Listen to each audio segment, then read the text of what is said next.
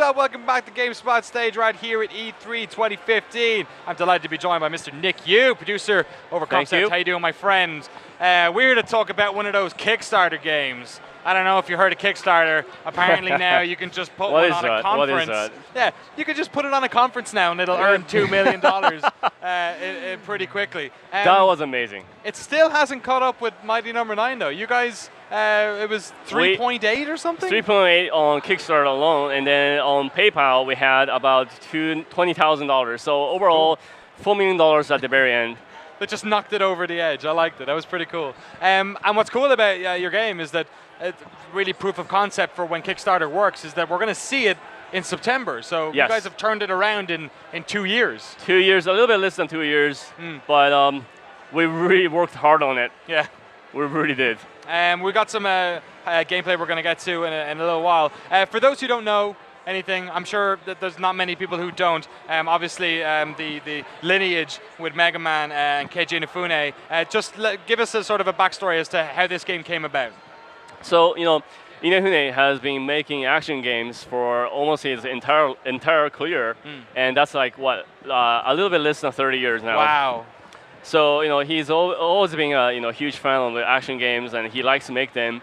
And I'm pretty sure, 2D side-scroll games always, in the back of his head.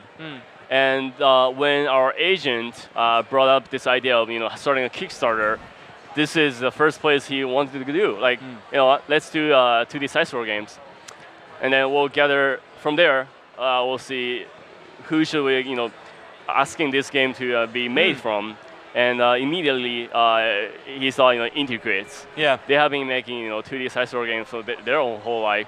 And we also, talked with Tom Fon and Matsumai-san, if you know those people. They are actually the original Mega Man team. Oh, really? With Inafune himself. So the original team coming back together to make this game. Excellent.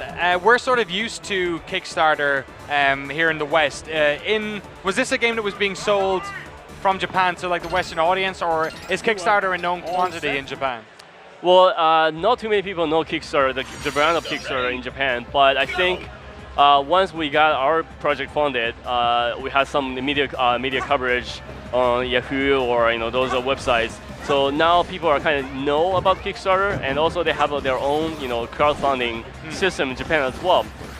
So I think more people kind of noticing about Kickstarter, and I think a couple weeks ago, a project just ended their Kickstarter. It's called Bloodstained by Koji Igarashi. So more Japanese devs are trying, I think, looking into Kickstarter now. For sure, and we saw a lot more of it on Sony's stage, of course, as we talked about earlier. That one, yes, I know. Huge. I think I've dropped $29 on that. Have you done it yet? Before I came to E3, I just backed Bloodstained. I just backed that one, and now Shaman comes around. I was like, come on. You have to wait for years to get all these games. But we won't have to wait that long to play Mighty Number 9. It's in September, and we're looking at it in action right now. So talk us through exactly what we're seeing on stage. So right now, I think Will Powers playing backstage. This is the intro stage of the game. It's basically the tutorial stage, and it should be the easiest stage to go through.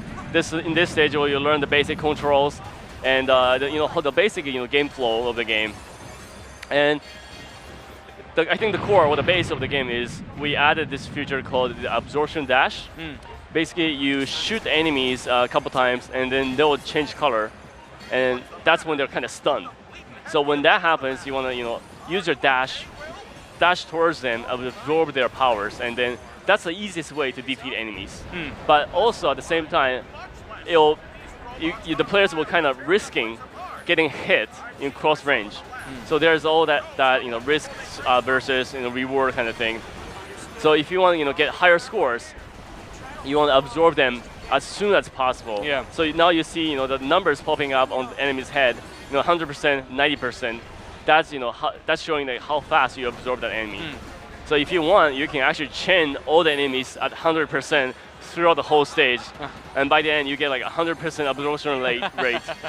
And I'm pretty sure the hardcore fans will compete with that. Yeah, Inafune's games have never been, well, they've sort of been scalable, like easy to pick up and play, but that's very, very difficult. exactly what we're aiming for. So do you expect that the super hardcore players will have that level of difficulty to sort of aspire to? They will meet their challenges for sure. I mean, this is only the normal difficulty level. We also have hard and hyper, which is even harder. And then we just added this new level, difficulty level. It's called Maniac. What it does is basically you'll die with one shot. Oh man! Any kind of damage will kill you right there. Is there fall damage, or is he okay on fall damage? Any kind of damage, any damage you'll receive, you'll die. Somebody looks at you wrong and you die. And there is the willpower just died by the spikes. Unlucky. You never beat the spikes. How big are we talking in terms of the game? How many different sort of areas? How many different aesthetics? So we have in total of 12 stages and 8 bosses for the first 8 stages. And then after you get that through, you get into a different type of stages, and you actually get one different playable character. Oh, cool. The Claw, the kind of heroine of the game. And her gameplay is totally different from what we're seeing with Beck's gameplay. Oh my God, is this some sort of robot cat situation? Yes, and if you look at the life bar of the boss, the life bar isn't actually decreasing, and you saw that there. With bosses, you actually have to absorb them live to actually defeat them. Oh wow. So once the boss changes color, you actually have to absorb, dash towards them and absorb their powers. Oh wow. If you don't do it fast enough, they will actually heal that amount of damage you just gave to them and become, healed again. So for every boss, you have to do that. I know it kind of sounds, crazy and a lot of work to do, but once you start doing it, you'll really see why we put it in there, because we want players to take the risk to get in close range with the boss and absorb their powers. So you actually have to time yourself, see the distance between yourself and the boss. So it's all about getting close and personal with the boss. Yeah, and presumably with Inafune's previous titles, variety in boss fights and sort of as you unlock abilities and skills, bringing those into the fray. Is that very much the same in Mighty Number 9? Yes. Basically, you will gain the boss's ability once you beat them, and you can use them against different bosses, as well as you can use them throughout the stage.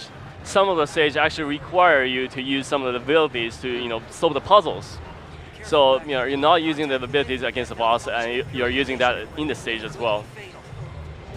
And what was it like working with the Kickstarter backers? Because I remember I was keeping an eye on the project over the past 2 years, and there were often times where you guys were even setting up votes on what character models should be in the game. What was that process like? How involved were the backers in the creation of it? So Inefune, he has been saying that he wants to make the kind of games with not backers but fans together. Yes. And it's pretty much what that dream came true. So we had throughout the whole Kickstarter campaign, we made updates on what's going on with the project every day.